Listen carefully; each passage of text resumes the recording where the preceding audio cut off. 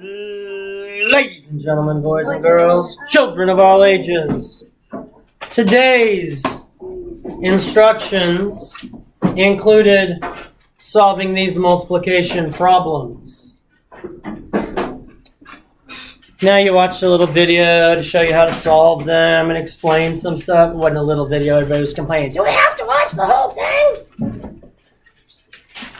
And so you're going to see these exact problems again later on in assignment, which is why I asked you to do them in your journal. So if you didn't do them in your journal and you're not going to write them down now, you may want to go back and watch the video when I posted on the Tube of You so that you see these exact three problems, because there's going to be an assignment that does have these exact three problems on it. Now, item number 1. As you progress in math, you're going to see this dot that appears between the two numbers. It's not a decimal point because it's not on the bottom of the numbers. It is a multiplication sign. The reason... You missed these stuff? Or she would pose? She wouldn't pose. She won't with you. Oh, she wasn't with me. I don't know. Okay, she won't be here today. Okay. The reason they put that dot in there is because as you move up and towards algebra, there's going to start being letters representing numbers. So there'll be some letters in there. These all represent a number. So R is going to equal something after I do that math. M is going to equal something after I do that math. X is going to equal something after I do that math. They don't want to put the X in and leave the times symbol the same, because that could be confusing. Nobody wants to be confused. Bree told me she didn't want to be confused. All right, so let's take and do our first problem. We're going to use standard algorithm today. Standard algorithm today. And tomorrow or Monday or something like that, we're going to look at different ways to do multiplication. Strictly 2-digit by 2-digit today. Yes, ma'am? Oh, no, ma'am? All right, we are going to start in the ones place. To solve this problem, I told you all you only had to know your 1 through 9s, right? To solve this problem, I need to know my 1s and my 2s. If I know my 1s and my 2s multiplication chart, I can solve this problem very easily. So now I'm going to start with my 1s place. 1 times 3 is? 3. So I have 3 1s. 1 times 4 is? 4. What I just did in this part right here is I multiplied 43 times 1. Okay? Easy peasy, raw chicken squeezy. Now, I am moving to the tens place. I know in the past you just put a 0. Okay. The reason you put this 0 here, and I need you to know the reason you put that 0 there, is because now you're multiplying in the tens place. And since you're multiplying in the tens place, the first number when you multiply needs to be in the tens place. So then I have 2 times 3, which is 6. 4 times 2, which is 8.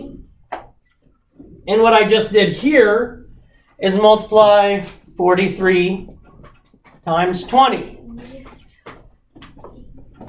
43 times 20. So 43 times 1 is 43. 43 times 20 is 860.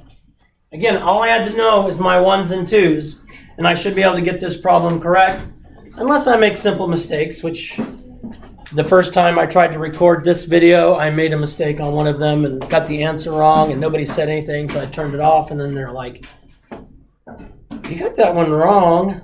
Well, I just turned it off. I can't post it if you just let me get it wrong. I'll look like a big dum-dum. Not the sucker, just like a dum-dum. So now, of course, we find the sum of these two products. 310, 903. Did I do that right? Yeah. All right. Again, all I have to know is my 1 through 9s, please. For the love of Pete, keep it simple. Don't make it more difficult than it actually is. What are these numbers here called? 1. Good. Factors. Oh. And what is the answer to this multiplication problem called? Product. Oh. Product. Oh my goodness.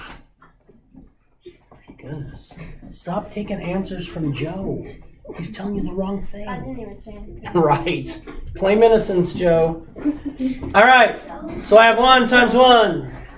1 times 2. 2. So all I did here is multiply 21 times 1. Now I'm moving over to my tens place. The reason my 0 goes here is because I'm starting in my tens place.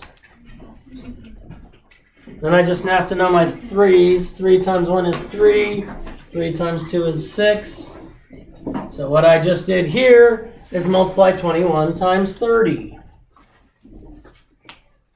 21 times 30. And then if I did all this stuff correctly, I should get 651. Is that what you got, Joe? I mean, I'm just saying these are going to appear on an assignment next week, maybe.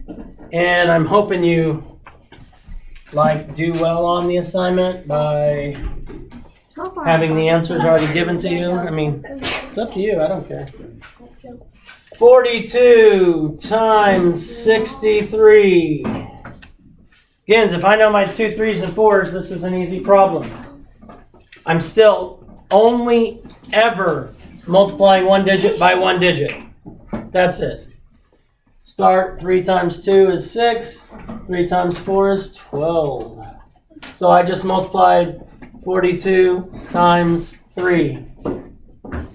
My 6 now is in my tens place, which is, I put that 0 there so I don't accidentally write my 6 there. I want to start in my tens place.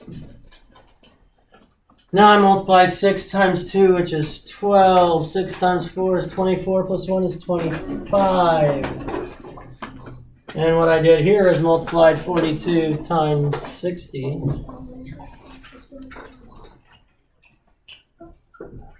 And then the sum of those two products is my answer. 6, 4, 6, 2. Did I have that right? All right.